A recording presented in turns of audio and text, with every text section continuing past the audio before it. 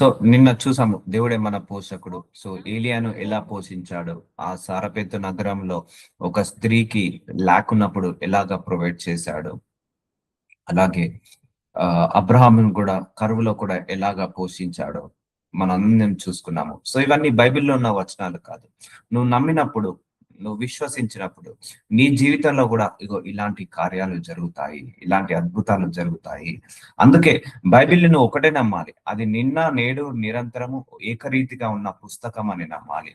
బైబిల్లో ఉన్న అద్భుతాలు అది బైబిల్ వరకే పరిమితం కాదు, ఈ కాలంలో కూడా ఆ అద్భుతాలు జరుగుతాయని నమ్మాలి. దేవుడు బైబిల్లో ఉన్నప్పుడు స్వస్థతలు చేశాడు, ఇప్పుడు కూడా స్వస్థతలు చేస్తున్నాడు. దేవుడు బైబిల్లో ఉన్నట్టుగా పెంచి పోషిస్తున్నాడు, ఇప్పుడు కూడా మనల్ని పెంచి పోషిస్తున్నాడు. అందుకే బైబిల్ అనేది జీవ గ్రంథము. అందులో రాసిన ప్రతి మాట నిజము, ప్రతి మాట ఇప్పుడు కూడా పనిచేస్తుంది, ప్రతి స్వస్థత ఇప్పుడు కూడా పనిచేస్తుంది. అందుకే గాడ్ ఈజ్ అవర్ ప్రొవైడర్, దేవుడే మన పోషకుడు. కాబట్టి ఈ మాట మనం ఎప్పుడు కూడా నమ్మాలి. తుది శ్వాస వరకు మనల్ని పోషించే బాధ్యత అనేది ఆయన పోషిస్తాడు. నీకు కావలసిన అన్ని కూడా సమకూరుస్తాడు, నీకు కావలసిన అన్ని కూడా నీకు దయచేస్తాడు. కాబట్టి ఆ విషయంలో ఏమి తిందుమో, ఏమి తాగుదామో, ఏమి ధరించుకుందామో అని భయపడకండి, ఎవరు కూడా భయపడకండి. సో ఆయన నీతిని, ఆయన రాజ్యాన్ని వెతకండి, మిగిలిన అన్ని అవే అన్ని సహకరిస్తాడు. అందుకే ఈ వాక్యాలను నమ్మాలి. ఫస్ట్ మనం నమ్మాలంటే విశ్వాసం రావాలి, విశ్వాసం రావాలంటే ప్రార్థించాలి. అయ్యా ఈ వాచనాలన్నిటిని నమ్మే విశ్వాసాన్ని దయచే ప్రభు అని అడిగినప్పుడు దేవుడు చేస్తారు. చాలా మందికి విశ్వాసం లేక, ఈ వాక్యాలన్నీ నిజమని నమ్మక, ఈ వాక్యాలు అప్పుడే పనిచేస్తాయి, నా జీవితంలో పనిచేయవు, వేరే జీవితంలో పనిచేస్తాయని నమ్మడం వల్ల వాళ్ళ జీవితాలలో పనిచేయకపోతున్నాయి. అందుకే దేవుడే మన పోషకుడు అని నమ్మండి. సో ఆయనే మనల్ని తుది శ్వాస వరకు కాపాడుకుంటాడని నమ్మండి. నీకు కావలసిన అవసరాలు ఆ సమయానికి సమకూరుస్తాడు. ఇప్పుడు సారపేతు నగరంలో ఆ స్త్రీకి అదే లాస్ట్ మీల్ అండి, అది అయిపోతే ఇక లేదు ఇక. సో ఆ సమయంలో దేవుడు ఒక దైవజనుడిని పంపించేసి ఆమెకు ఆ ల్యాక్ లేకుండా తీసివేసేసాడు, సప్లై చేసేసాడు. ఏలియా కూడా కాకుల ద్వారా ఆహారాన్ని పోషించాడు, ఆహారాన్ని పెంచి పోషించాడు. సో దేవుడు ఆపర్చునిటీస్ అలా క్రియేట్ చేస్తాడు. సో నిర్గమకాండము 16వ అధ్యాయం 1వ వచనము. సో ఇజ్రాయేలీల ప్రజలు 430 సంవత్సరాలు బానిసత్వంలో బ్రతికారండి, ఈజిప్ట్ ఐగుప్తు దేశం కాని దేశంలో. సో వాళ్ళందరి నుంచి ఫరో సైన్యం నుంచి దేవుడు విడుదల కలిగించిన తర్వాత వాళ్ళు వచ్చేటప్పుడు వాళ్ళ చేతిలో ఒక్క ఫ్రూట్స్ లేవు, వెజిటేబుల్స్ లేవు, గ్రాసరీస్ లేవు, ఏమీ లేవు. బ్లైండ్ గా వచ్చేసారు, బ్లైండ్ గా ఆ దేవుడిని నమ్ముకొని దేవుడి మీద ఆధారపడి వచ్చేసారు. ఒక్కరి దగ్గర ఒక్క బియ్యం కూడా లేదు, ఒక్క గోధుమ గింజ లేదు, ఒక్క పిండి లేదు, ఒక్క నూనె లేదు, ఎవరి దగ్గర కూడా. సో వాళ్ళు బ్లైండ్ గా ఆ దేశాన్ని వదిలేసి వచ్చేసారు, దేవుడి మీద ఆధారపడి వచ్చేసారు. సో తర్వాత ఇజ్రాయేలీల ఏలీము నుండి ప్రయాణం అయిపోయి, సో ఇజ్రాయేలీల సమాజం అంతా అంటే ఆల్మోస్ట్ 10 లక్షల జనాభా, పైచిలుకు జనాభా, ఆల్మోస్ట్ 10 లక్షల మంది పైగా ఏలిము నుండి ప్రయాణం అయిపోయి వారు ఐగుప్త దేశంలో నుండి బయలుదేరిన 2వ నెల 15వ దినమున, చూసారా ఎక్కడ ఐగుప్త దేశంలో నుంచి 2 నెలలు అయిందట అప్పటికి. 15వ రోజు, 2వ నెల 15వ రోజు దినమున ఏలిమునకు సినాయినికి మధ్యనున్న సీను అరణ్యంలోకి వచ్చిరి. చూసారా, దేవుడే అరణ్య మార్గాల గుండా వాళ్ళను నడిపించాడు, ఎడారి మార్గాల గుండా నడిపించాడు. సో ఆ అరణ్య మార్గాల్లో, ఎడారి మార్గాల్లో కూడా దేవుడు వాళ్ళను పెంచి పోషించాడు. వాళ్ళకు ఒక్క బట్ట కూడా మాసిపోకుండా, వాళ్ళ చెప్పులు అరగకుండా కాపాడుకున్నాడు దేవుడు. మధ్యనున్న సీను అరణ్యముకు వచ్చిరి. ఆ అరణ్యంలో ఇజ్రాయేలీల సమాజం అంతా మోషే అహరోనుల మీద సరిగాను. సో అరణ్యం వరకు వచ్చారు. సో ఒకటే గుర్తు పెట్టుకోండి, వాళ్ళ అరణ్యం దాకా తీసుకొచ్చింది ఎవరు? దేవుడే తీసుకొచ్చాడు. అరణ్య మార్గాల గుండా దేవుడే నడిపించాడు. సో ఇక్కడ వాళ్ళకు వేరే ఆధారం లేదు, చుట్టూ ఏ షాప్స్ లేవు. గుర్తు పెట్టుకోండి, చుట్టూ ఏ షాప్స్ లేవు, వాళ్ళ దగ్గర కూడా ఫ్రూట్స్ లేవు, వెజిటేబుల్స్ లేవు, గ్రాసరీస్ లేవు, ఏ రైస్ బ్యాగ్ లేదు, ఏ గోధుమ గింజలు లేవు, రొట్టె చేసుకోవాలన్నా ఏమీ లేదు వాళ్ళ దగ్గర. సో ఆ పరిస్థితిలో ఉన్నారు. వాళ్ళకు సప్లై చేస్తే దేవుడే సప్లై చేయాలి, వాళ్ళకు వాళ్ళకు ప్రొవైడ్ చేస్తే దేవుడే ప్రొవైడ్ చేయాలి 3 పూటల భోజనం. సో ఆ పరిస్థితిలో ఏమైందంటే వీళ్ళు అందరూ కూడా మోషే అహరోనుల మీద సనుగుతున్నారు. ఇజ్రాయేలీయులు మేము మాంసము వండుకొన కుండల యొద్ద కూర్చుండి తృప్తిగా ఆహారము తినినప్పుడు యెహోవా చేతి వలన ఎలా చావకపోతుంది. ఈ సర్వ సమాజము ఆకలి చేత చంపుటకు ఈ అరణ్యంలోకి మమ్మును అక్కడ నుండి తోడుకొని వచ్చి తిరని వారితో అనగా, సో వాళ్ళను బానిసత్వం నుంచి విడుదల కలిగించిన తర్వాత వాళ్ళు అహరోను మీద మోషే మీద సనుగుతున్నారు. ఎప్పుడు కూడా దేవుడి మీద సనగద్దు, దైవ సేవకుల మీద సనగకూడదు. ఎందుకంటే దేవుడి యొక్క అద్భుతం అక్కడ జరగాలనే దేవుడు వాళ్ళను అరణ్య మార్గం గుండా తీసుకెళ్తున్నాడు. సో వాళ్ళు ఏమంటున్నారంటే మేము అదే అదే ఐగుప్త దేశంలో ఉంటే మేము కుండలలో మాంసం వండుకొని తినేవాళ్ళం కదా, కానీ ఇప్పుడు మాకు మాంసము లేదు అని అడుగుతున్నప్పుడు యెహోవా మోషేను చూచి, సో ఇదిగో నేను ఆకాశం నుండి మీ కొరకు ఆహారమును కురిపించేదను. చూసారా, వాళ్ళు సనిగిన సనుగుడు దేవుడు విన్నాడు. మోషేతో చెప్తున్నాడు, ఇదిగో యెహోవా మోషేను చూచి నేను ఆకాశం నుండి మీ కొరకు ఆహారమును కురిపించేదను. సో చూసారా, అప్పటికప్పుడు దేవుడు ఏం చేస్తున్నాడు, డిమాండ్ క్రియేట్ చేస్తున్నాడు, సప్లైని క్రియేట్ చేస్తున్నాడు, ప్రొవైడ్ చేస్తున్నాడు. సో అలాగే మనం కూడా అడగాలండి, Lord create the opportunity for me, create the supply for me, create the demand for me అని అడగాలి మనము కూడా. ఎందుకంటే వాళ్ళు సనిగినప్పుడు దేవుడు విన్నాడు ఆ సనుగుల్ని, వాళ్ళు అడిగినప్పుడు దేవుడు విని ఆహారమును కురిపిస్తాను అంటున్నాడు. వారు నా ధర్మశాస్త్రమును అనుసరించి నడుతురో లేదో అని నేను వారిని పరీక్షించినట్లు ఈ ప్రజలు వెళ్ళి ఏనాటి బత్తము ఆనాడే కూర్చుకొనవలెను. సో దేవుడు మనల్ని పరీక్షిస్తాడండి. కొన్ని సందర్భాల్లో మనల్ని కూడా ఇలా అరణ్య మార్గం గుండా, ఎడారి మార్గం గుండా తీసుకొని వెళ్ళి, లేమితనం గుండా తీసుకొని వెళ్ళి, ఎవరి సహాయం లేకుండా తీసుకొని వెళ్ళి, ఒంటరి స్థితి గుండా తీసుకొని వెళ్ళి అక్కడ నీ విశ్వాసాన్ని పరీక్షిస్తాడు. అక్కడ కూడా నువ్వు వాక్యానుసారంగా బ్రతుకుతున్నావా లేదా, ఆయనను నమ్ముతున్నావా లేదా, ఆయనను విశ్వసిస్తున్నావా లేదా, ఆయన మీద ఆధారపడుతున్నావా లేదా అని పరీక్షిస్తాడు. సో అందుకే ఆయన ఆహారాన్ని కురిపిస్తా అంటున్నాడు. చూసారా అండి, అక్కడ దేవుడు ఆహారాన్ని కురిపిస్తేనే ఆహారం వస్తుంది, ఇక రాదు. అన్నాడు ఏలియాకి కాకుల ద్వారా ఆహారాన్ని పంపిస్తేనే వస్తది ఏలియాకి, కానీ ఇక రాదు. అండ్ ఆ సారపేతు నగరంలో స్త్రీకి దేవుడు ఆహారము పంపిస్తేనే తన తుది శ్వాస వరకు భోజనం చేయగలుగుతుంది, ఇక రాదు. కానీ అలాంటి సిచ్యువేషన్ లో చూడండి దేవుడు ఎలా అద్భుతాలు చేస్తాడు. అందుకే నీకు ద్వారాలన్నీ మూసుకపోయినప్పుడు దేవుడు కొత్త ద్వారాలను ఓపెన్ చేస్తాడు. సో ద్వారాలన్నీ నీకు హోప్లెస్ సిచ్యువేషన్ లా, హెల్ప్లెస్ సిచ్యువేషన్ లో ఉన్నప్పుడు దేవుడు నీకు కొత్త హోప్ ని ఇస్తాడు. ఇక్కడ వీళ్ళందరూ హోప్లెస్ సిచ్యువేషన్ లో ఉన్నారు, ఇక ఏమీ లేదు, ఆహారం అనేది లేదు అన్న సమయంలో దేవుడు వాళ్ళకు ఆహారాన్ని కురిపిస్తాడు.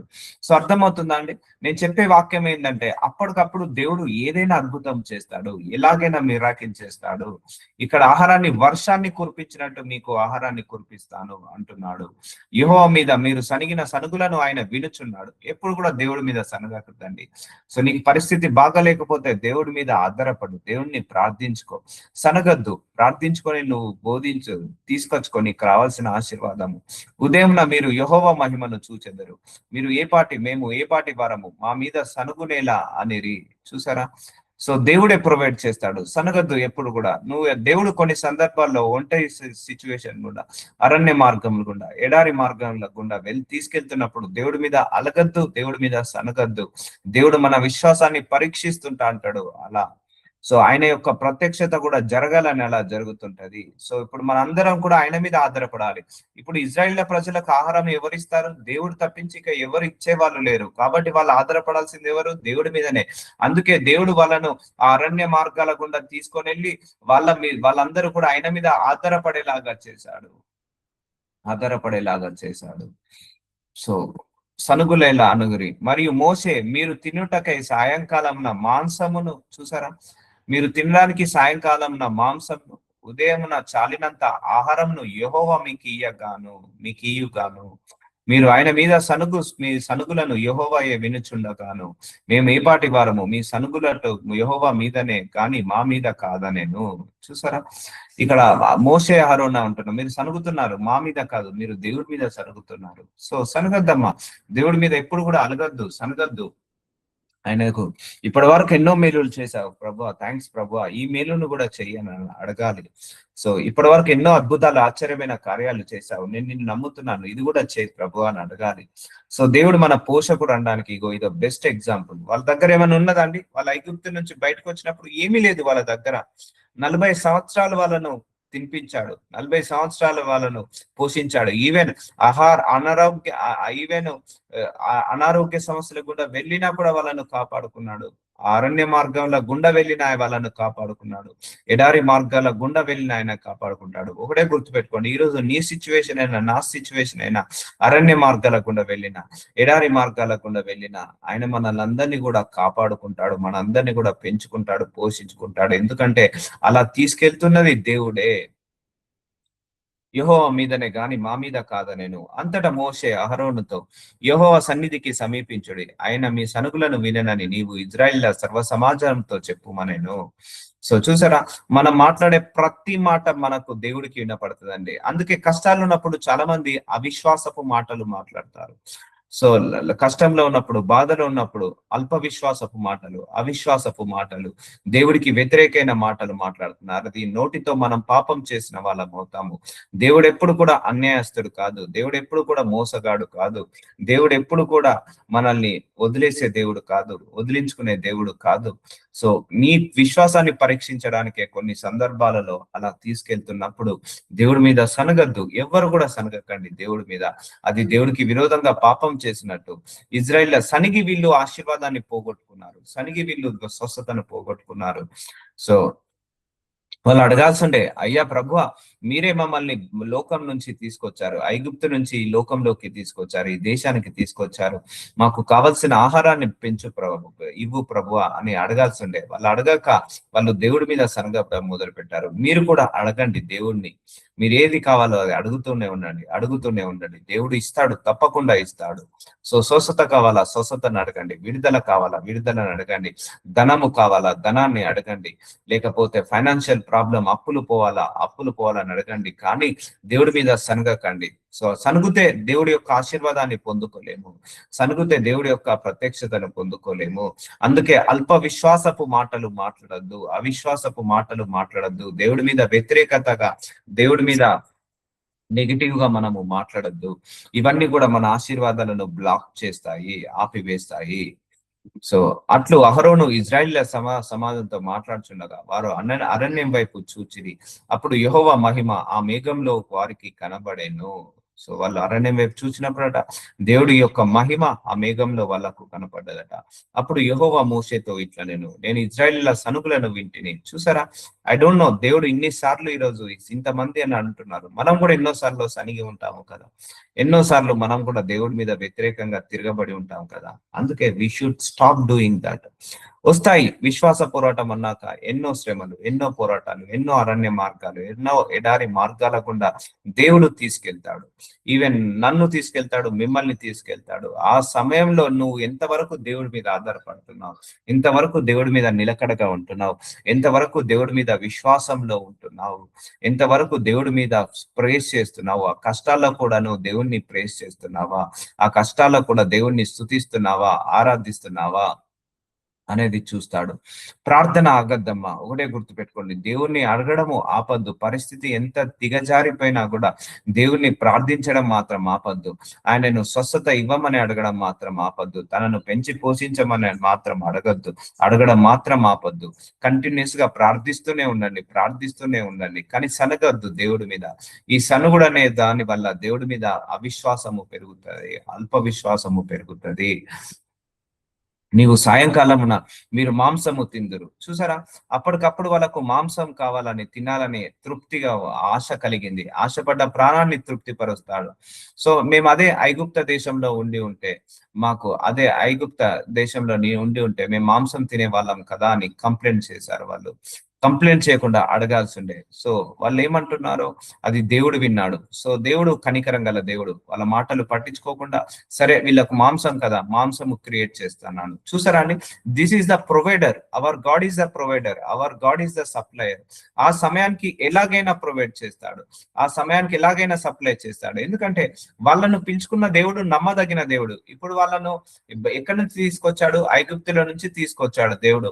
సో వాళ్ళను పెంచి పోషించాల్సిన బాధ్యత ఎవరిది, దేవుడిదే. వాళ్ళకు 3 పూటల భోజనం పెట్టాల్సిన బాధ్యత ఎవరిది, దేవుడిదే. ఎందుకంటే వాళ్ళ దగ్గర ఏ రైస్ బ్యాగ్ లేదు, ఏమి లేదు. దేవుడే పిలుచుకున్నాడు, దేవుడే వాళ్ళను విడుదల కలిగించుకున్నాడు. ఆయనను ఆరాధించాలని, ఆయనను స్తుతించాలని, వాళ్ళకి కావాల్సిన ఆహారం పెట్టాల్సిన బాధ్యత దేవుడిదే. అందుకే ఈరోజు నిన్ను నన్ను కూడా పిలుచుకున్నది దేవుడే. మనం ముగ్గురిని, మనందరినీ కూడా పెంచాల్సింది, పోషించాల్సిన బాధ్యత ఆయనదే. ఆనాడు ఇజ్రాయిల్ ప్రజలను ఎందుకు విడుదల కలుగ చేశాడో తెలుసా, ఆయనను ఆరాధించాలని, ఆయనను స్తుతించాలని. అందుకే నువ్వు ఆరాధించు, స్తుతించు, ఆరాధించు, స్తుతించు, నీకు కావాల్సిన అన్ని కూడా ఆయన్నే సమకూరుస్తాడు. నీవు సాయంకాలం నా మాంసము తిందురు. సో దేవుడు అలా ఆపర్చునిటీ అప్పటికప్పుడు క్రియేట్ చేస్తాడండి. అప్పటికప్పుడు ఆయన ఏదో ఒక అద్భుతము చేసి నీ కోసం ఆపర్చునిటీ క్రియేట్ చేస్తాడు. అందుకే బయట అందరూ జాబులు పోతున్నాయని అని బాధపడక, అంటే అయ్యా నా కోసం కొత్త జాబుని క్రియేట్ చేయ ప్రభు అన్నప్పుడు దేవుడు కొత్త జాబుని క్రియేట్ చేస్తాడు. సో బయట అందరికి ఉద్యోగాలు పోతున్నాయంటే అయ్యా నా కోసం కొత్త ఉద్యోగాలను క్రియేట్ చేయ ప్రభు అన్నప్పుడు ఆయన క్రియేట్ చేస్తాడు. అందుకే God can create the opportunity instantly. అప్పటికప్పుడు ఆయన క్రియేట్ చేస్తాడు. సో వీళ్ళకు వండుకోవడానికి మాంసం లేదు, కానీ నేను మాంసాన్ని కురిపిస్తాను అంటున్నాడు. ఉదయం ఆహారము చేత తృప్తి పొందుదురు. చూసారా, ఉదయం నీకు ఆహారాన్ని ఇస్తాను, అప్పుడు మీ దేవుడైన యెహోవాను నేనే అని మీరు తెలుసుకొందురని వారితో చెప్పుమనెను. చూసారా, నీ దేవుడైన యెహోవా. దేవుడు అంటే ఏంటిదండి, మనల్ని వదిలేసే వాళ్ళని దేవుడు అన్నారు. సో ఇప్పుడు మనిషే ఉన్నాడు, అవసరం ఉన్నప్పుడు మనకు ఆదుకుంటారు. చాలా మంది కూడా అవసరం ఉన్నప్పుడు ఆదుకునే వాడిని ఏమంటారు, దేవుడు అంటారు. సో మన దేవుడు ఆదుకుంటాడు, సమయానికి ఆదుకుంటాడు.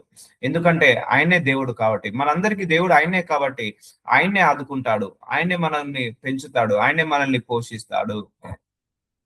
సో అందుకే trust on God only. So వాళ్ళను పిలుచుకున్న దేవుడు, మనల్ని పిలుచుకున్న దేవుడు సేమే. వాళ్ళని ఎన్నుకున్న దేవుడు, మనల్ని ఎన్నుకున్న దేవుడు సేమే.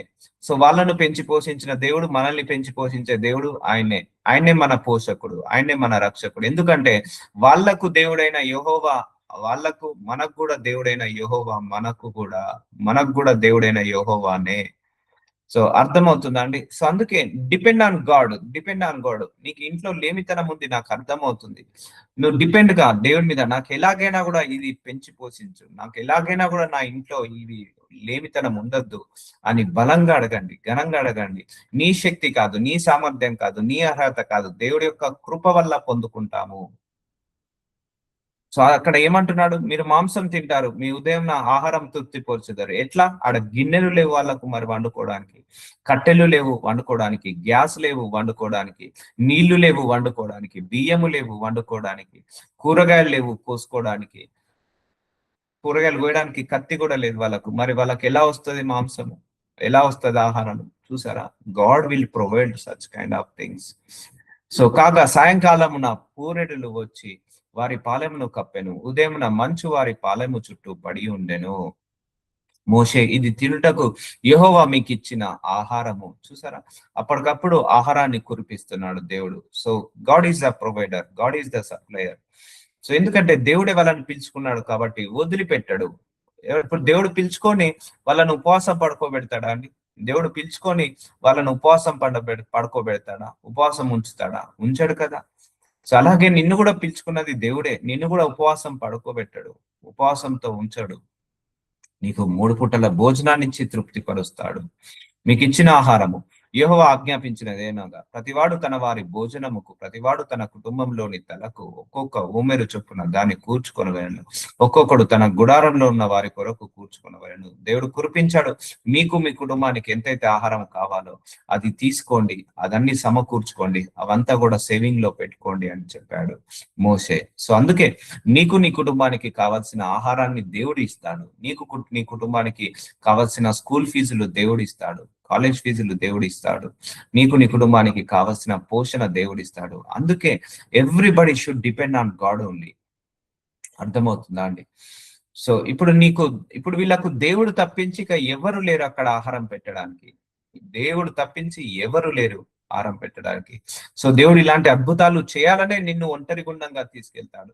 ఇలాంటి అద్భుతాలు చేయాలనే నిన్ను లేమితనం గుండా తీసుకెళ్లి అక్కడ ద్వారాలను ఓపెన్ చేస్తాడు. సో చూసారు, ఇప్పుడు వాళ్ళకు ద్వారాలను ఓపెన్ చేసాడా లేదా? ఇవాళ చావాల్సిందే, ఇక ఫుడ్ లేక చావాల్సిందే. అక్కడ ఎంత తక్కువ మంది ఉన్నారా? 10 లక్షల మంది జనాభా ఉన్నారు. దాదాపుగా 10 లక్షలు అంటే నాట్ ఏ జోక్ అండి.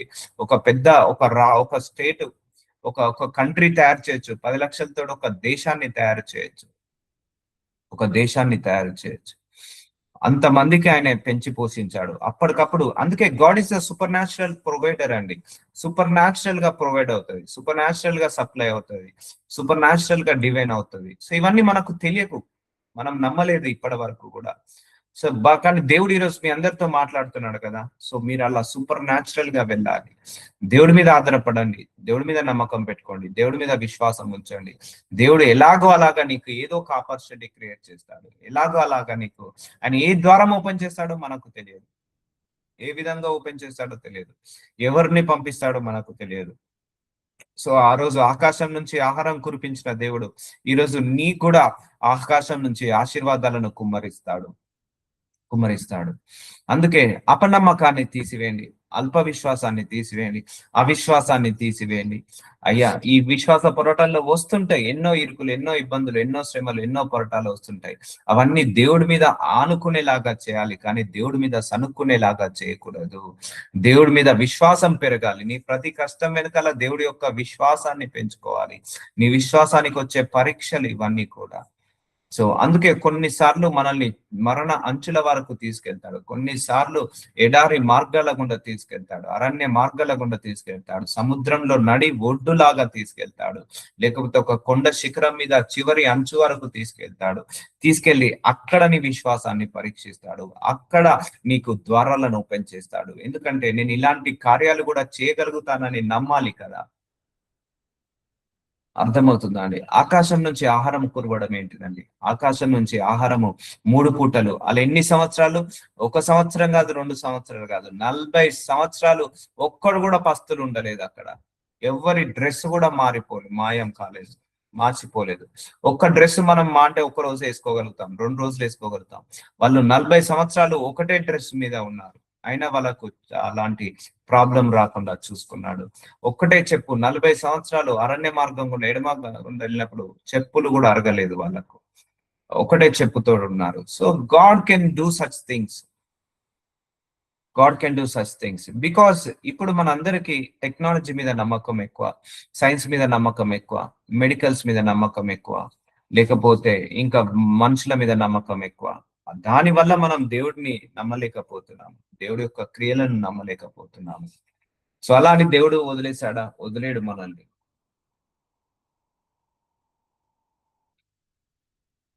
మనం కూడా అలా ఆధారపడాలని చెప్పేవాళ్ళు లేరు మనకు కూడా.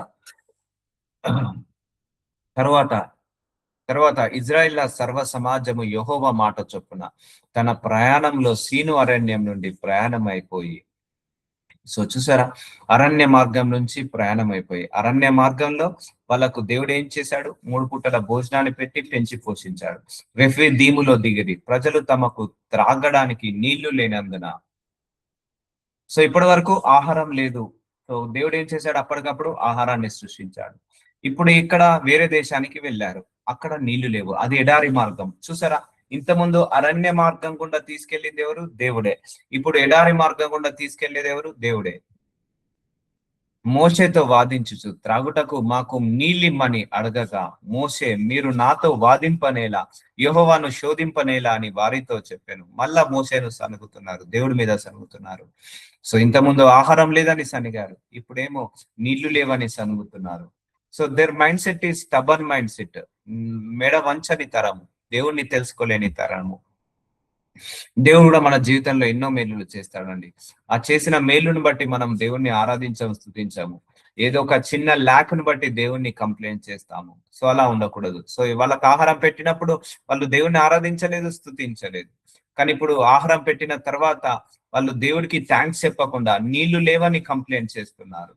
సో అందుకే దేవుడు ఇప్పటి వరకు నీ జీవితంలో ఎన్ని మేలులు చేశాడు, దాన్ని బట్టి నువ్వు స్తుతించు, దాన్ని బట్టి నువ్వు ఆరాధించు. అంతేకాని లేని దానిని బట్టి నువ్వు కంప్లైంట్ చేయకు.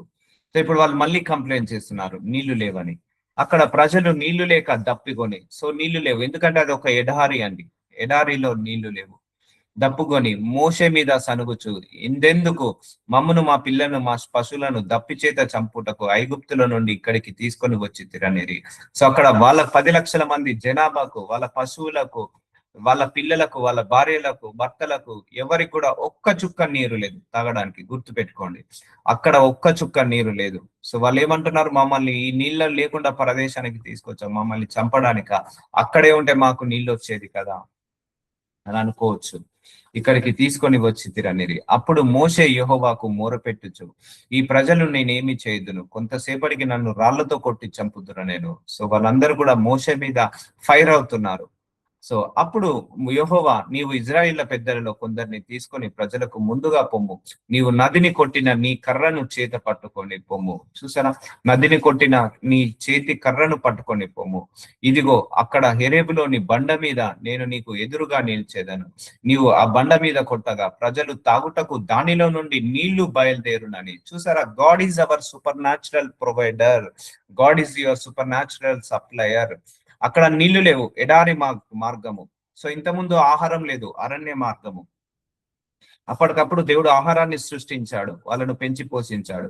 ఇక్కడ వీళ్ళకు నీళ్లు లేదు. బండ మీద నీళ్లు నీ చేతి కర్రతో కొట్టగానే అల్లకేరి నీళ్లు వస్తాయి అని చెప్తున్నాడు. చూసారా, గాడ్ క్రియేటింగ్ వాటర్ ఇన్స్టెంట్లీ. అక్కడ బండలో కొట్టగా వాళ్ళు రావు, కానీ దేవుడు అక్కడికక్కడ సృష్టిస్తున్నాడు. అర్థమవుతుందా అండి? సో దేవుడు అలా సృష్టిస్తాడండి. అందుకే నీ జీవితంలో కూడా దేవుడు అలా సృష్టిస్తాడు. నీ ఆశీర్వాదాలను సృష్టిస్తాడు, నీకు కావాల్సిన భోజనాన్ని సృష్టిస్తాడు, కావాల్సిన జాబ్ని సృష్టిస్తాడు. సో అందుకే అడగండి, దేవుడు నా జీవితంలో కూడా ఇలాంటి అద్భుతాలు చేయండి, సృష్టించండి.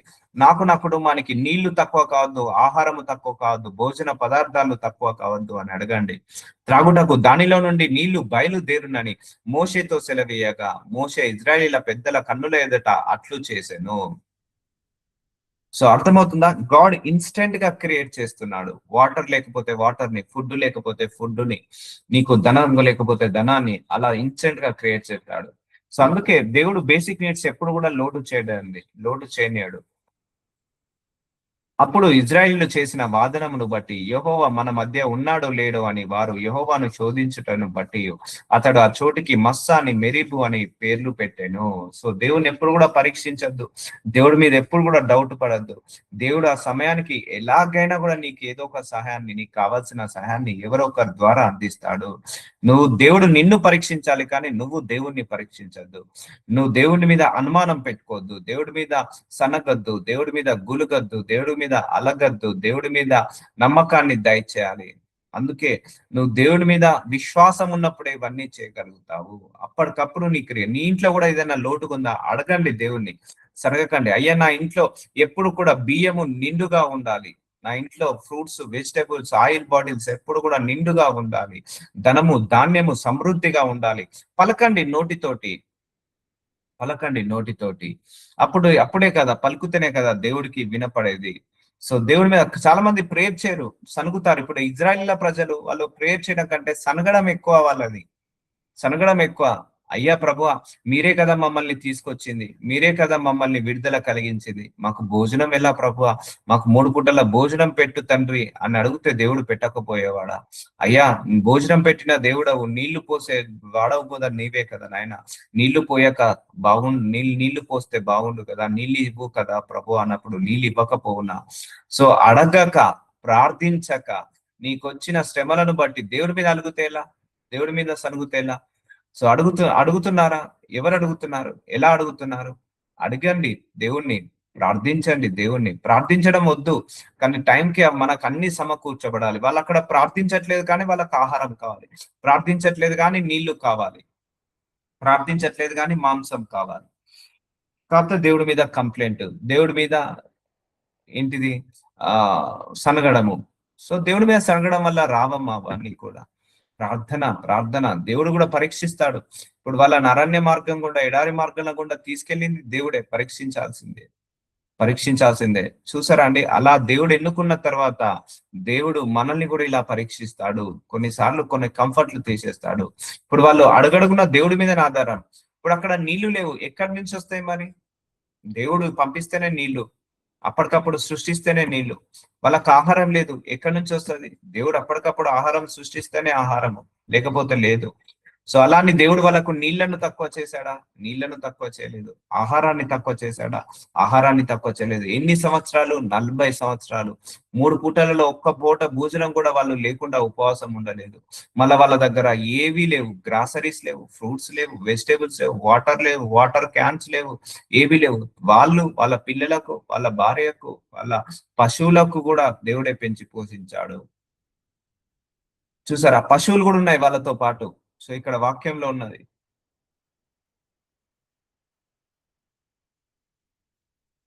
సో మా పిల్లలను, మా పశువులను దప్పి చేత చంపుటకు ఐగుప్తుల నుండి ఇక్కడికి తీసుకొని వచ్చిరా. చూసారా, పశువులను కూడా పెంచి పోషించాడు దేవుడు. సో అందుకే బిలీవ్ గాడ్. సో ఆ టైంకి నీకు ఎలాగైనా సమకూరుస్తాడు, ఆ సమయానికి నీకు ఎలాగైనా కూడా చేకూరుస్తాడు. నమ్మండి, నమ్మండి, నమ్మండి. అడగండి దేవుణ్ణి, అయ్యా నాకు కూడా సూపర్ న్యాచురల్, దీన్ని సూపర్ న్యాచురల్ ప్రొవిజన్ అంటారండి, సూపర్ న్యాచురల్ సప్లై అంటారు. అది మాట్లాడాలి మీరు. సూపర్ న్యాచురల్ గా నాకు సప్లై చేయి ప్రభువా, సూపర్ న్యాచురల్ గా ప్రొవైడ్ చేయి ప్రభువా, సూపర్ న్యాచురల్ గా నన్ను కూడా ఆశీర్వదించు ప్రభువా అని అడగాలి. సో ఇప్పుడు ఇప్పుడు మనం ఆహారం తినాలంటే ప్రాసెస్ ఏంటిదండి? మార్కెట్కి వెళ్ళి రైస్ కొనుక్కొని వాటిని కడిగి ఒక గిన్నెలో పెట్టి వాటిలో నీళ్లు పోసి ఒక స్టవ్ వెలిగించి, ఆ స్టవ్ వెలిగించాలంటే గ్యాస్ ఉండాలి. సో అప్పుడు మనము వెలిగించిన తర్వాత ఆహారం రావాలి. సో అలాంటి ప్రాసెస్ ఏమి లేకుండా దేవుడు వాళ్ళను సూపర్ న్యాచురల్ గా సప్లై చేశాడు. సో నువ్వు ఆహారం చేసుకోవాలంటే కష్టపడాలి, కష్టపడి నువ్వు జాబ్ చేసుకొని ఆహారం కొనుక్కోవాలి. సో అందుకే దేవుణ్ణి ద్వారాలు ఓపెన్ చేయండి. ప్రభువా నాకు ద్వారాలు ఓపెన్ చేయండి, సూపర్ న్యాచురల్ గా ద్వారాలు ఓపెన్ చేయండి. నాకు స్వస్థతను కూడా మీరు అడగాలి దేవుని, అయ్యా నాకు సూపర్ న్యాచురల్ గానే స్వస్థతను దయచేయండి. మెడిసిన్ వల్ల కాకుండా ఈ యొక్క టానిక్స్ వల్ల, టాబ్లెట్స్ వల్ల చేసుకోండి, నేను వాటికి అగనెస్ట్ అనట్లేదు. సో నువ్వు జీవితాంతం మెడిసిన్స్ వాడడం ముఖ్యమా? నువ్వు ప్రార్థించుకొని ప్రార్థించుకొని నెలకో 2 నెలలకో మెడిసిన్స్ లేకుండానే సర్వైవ్ కావడం ముఖ్యమా? అర్థమవుతుందా అండి? అడగండి, దేవుణ్ణి హీల్ చేయమని అడగండి. దేవుణ్ణి అడగండి, నన్ను పెంచి పోషించమని అడగండి. ఆ అప్పుల బాధ తీసివేయమని. ఆయన ఏదైనా ద్వారం ఓపెన్ చేస్తాడు, ఎలాగైనా ఓపెన్ చేస్తాడు. టైం పట్టినా పర్లేదు, అడగడం మాత్రం ఆపద్దు, అడగడం మాత్రం ఆపద్దు. చాలా మంది అడిగి అడిగి అలసిపోతారు. అడిగి అడిగి ఇక ప్రార్థనకు జవాబు రాదేమో, నా ప్రార్థన దేవుడు వినడేమో. No no no no no no, అందరి ప్రార్థన వింటాడు. అందరి. ఇప్పుడు అలాడు ఇజ్రాయిల్ ప్రజలు, వాళ్ళు ఏం ప్రార్థన పరులు కాదు. వాళ్ళు సనిగిన సనుగులు దేవుడు విన్నాడా లేదా? వాళ్ళకి ఎవరికి ప్రార్థన అంటే ఏంటిదో తెలియదు, దేవుడు అంటే కూడా సరిగా తెలియదు. వాళ్ళు సనిగిన సనుగులు విన్నారా లేదా? విన్నాడు దేవుడు. వాళ్ళ సనుగులు వినపడ్డ దేవుడు, నీ ప్రార్థన ఎందుకు దేవుడికి వినపడదు? తప్పకుండా వినపడుతుంది. సో తప్పకుండా వినపడుతుంది. అందుకే నీ కుటుంబ పరిస్థితులన్నిటిని బట్టి నువ్వు దేవుణ్ణి ఆరాధించి స్తుతించి వాటన్నిటిని చక్కబెట్టు అని అడుగు. పిల్లల సమస్యన ప్రార్థించుకో, భర్త సమస్యన ప్రార్థించుకో, భార్య సమస్యన ప్రార్థించుకో, అనారోగ్య సమస్యన ప్రార్థించుకో, ఆహారం సమస్యన ప్రార్థించుకో, అప్పుల సమస్యన ప్రార్థించుకో, గొడవలు కొట్లాటలా ప్రార్థించుకో. ప్రార్థన చేసుకోకుండా ఏది జరగదు, నేను చెప్తున్నాను కదా. ఏది మూమెంట్ రాదు, ఏది జరగదు, ఏది పొందుకోలేవు. సో ప్రార్థనకు ఎక్కువ ప్రియారిటీ ఇవ్వండి, ప్రార్థనకు ఎక్కువ సమయాన్ని ఇవ్వండి. ఉదయాన్ని మోకాళ్ళించండి, మధ్యాహ్నం మోకరించండి, సాయంత్రం మోకరించండి, రాత్రి మోకరించండి. సో నువ్వు ప్రార్థిస్తూనే ఉండు, అంటే నువ్వు ఆధారపడుతూనే ఉండు దేవుడి మీద. దేవుడి మీద నువ్వు ప్రార్థన చేసిన ప్రతిసారి దేవుడి కోసం సహాయాన్ని కోరుకుంటున్నట్టు, దేవుడి మీద ఆధారపడుతున్నట్టు, దేవుడి నుంచి మిరాకిల్స్ పొందుకుంటున్నట్టు. సో దేవుడు ఏ సమయంలో ఏ ద్వారం ఓపెన్ చేస్తాడో తెలియదమ్మా, ప్రార్థన మాత్రం ఆపద్దు. ఇప్పుడు చూడండి, వాళ్ళకు ఒక ద్వారాన్ని ఓపెన్ చేసి నీళ్ళని ఇచ్చాడా లేదా? ఒక ద్వారాన్ని ఓపెన్ చేసి ఆహారాన్ని ఇచ్చాడా లేదా?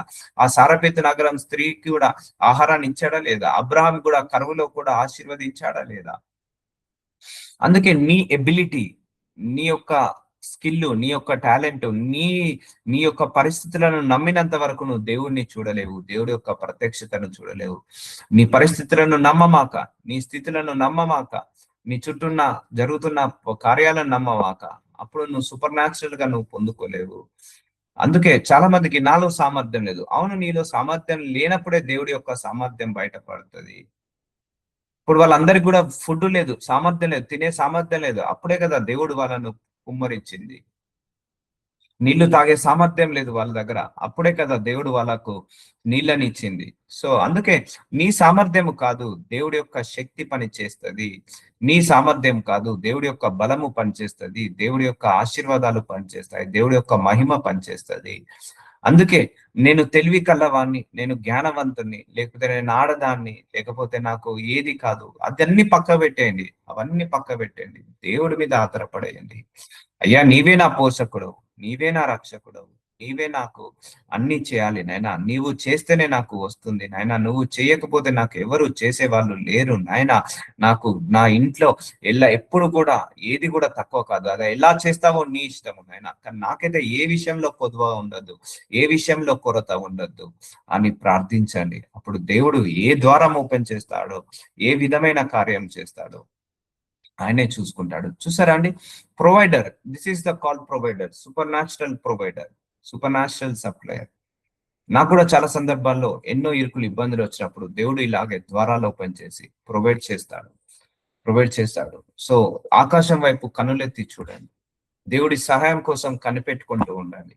దేవుడి యొక్క సహాయం కోసం ఏ కాకి ద్వారా నీకు సహాయం అందిస్తాడో, ఏ ఏలియా ద్వారా నీకు సహాయం అందిస్తాడో, ఏ మోసే ద్వారా నీకు సహాయం అందిస్తాడో, ఏ ఏ బండ నుంచి ఏ నీళ్లను నీకు పంపిస్తాడో, ఏ ఆకాశం నుంచి ఏ ఆహారాన్ని, ఏ మాంసాన్ని నీకు కురిపిస్తాడో, నువ్వు కూడా అలాగే ఆశ పెట్టుకొని ఉండు. ఆశపడ్డ ప్రాణాన్ని దేవుడు తృప్తిపరుస్తాడు. దేవుడి మీదనే ఆశ పెట్టుకో, దేవుడి మీదనే ఆహారం పెట్టుకో, నమ్మకాన్ని పెట్టుకో, విశ్వాసం పెట్టుకో. ఆయన్నే ఏ మనిషిని ప్రేరేపించాలో ఆ మనిషిని ప్రేరేపిస్తాడు, ఏ దైవజనుని ప్రేరేపించాలో ఆ దైవజనుని ప్రేరేపిస్తాడు.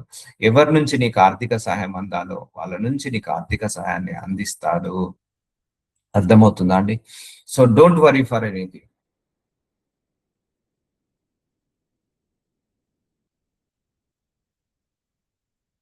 ఇవన్నీ కూడా మర్చిపోవాలి. నీ చుట్టూన్న పరిస్థితులను మర్చినప్పుడే అప్పుడు దేవుణ్ణి చూడగలుగుతాము.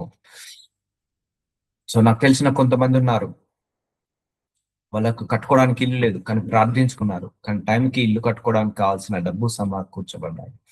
వాళ్ళు వెళ్ళడానికి, అబ్రాడ్కి వెళ్ళడానికి డబ్బులు లేవు కానీ సమయానికి అబ్రాడ్కి వెళ్ళడానికి ఆ డబ్బులు సమకూర్చబడ్డాయి. సో కాలేజ్ ఫీజులు కట్టుకోవడానికి స్తోమత లేదు కానీ వాళ్ళు సమయానికి ఆ కాలేజ్ ఫీజులు కొట్టుకోవడానికి స్తోమత వచ్చింది. అది ఎలా వచ్చిందో ఇప్పటికీ కూడా తెలియదు, ఎలా వచ్చిందో వాళ్ళకు కూడా తెలియదు. సో టైంకి వచ్చి ఎవరో ఒకరు సహాయం చేస్తారు. అలా దేవుడు ప్రేరేపిస్తాడు, అలా దేవుడు ఆజ్ఞాపిస్తున్నాడు, అలా దేవుడు కమాండ్ చేస్తాడు. సో అందుకే దేవుడు ఎలాగైనా కూడా నిన్ను చేస్తాడు, ఎలాగైనా నిన్ను ఆశీర్వదిస్తాడు అని నమ్మండి, నమ్మి విశ్వసించండి. చలో ప్రార్థన చేసుకుందాం. నాజరుడైన యేసయ్య, మీరే మా పోషకుడు, మీరే మా దేవుడు అనే వాగ్దానాన్ని నెరవేర్చినందుకు వందనాలు. అయ్యా ప్రభువా, ఇజ్రాయేలీల ప్రజలు మొరపెట్టినప్పుడు వాళ్ళకు ఆహారాన్ని కురిపించావు, నీళ్లను తెప్పించావు, సూపర్ న్యాచురల్ గా అప్పటికప్పుడు క్రియేట్ చేసావు నాయన. ఇదిగో తండ్రి, మా అవసరాలు ఏంటిదో మీకు తెలుసు, మా అక్కర్లు ఏంటిదో తెలుసు నాయన. అప్పటికప్పుడు మాకు కూడా ధనాన్ని సృష్టించండి, ఆహారాన్ని సృష్టించండి, ఆహార పదార్థాలు, భోజన పదార్థాలు సృష్టించండి నాయన. మా పిల్లలకు స్కూల్ ఫీజులు కట్టుకోవడానికి సృష్టించండి, ఉద్యోగంలో సంపాదన పొందుకోవడానికి సృష్టించండి, సమస్తాన్ని సృష్టించమని యేసు నామంలో ప్రార్థిస్తున్నాను తండ్రి. ఆమేన్. God bless you.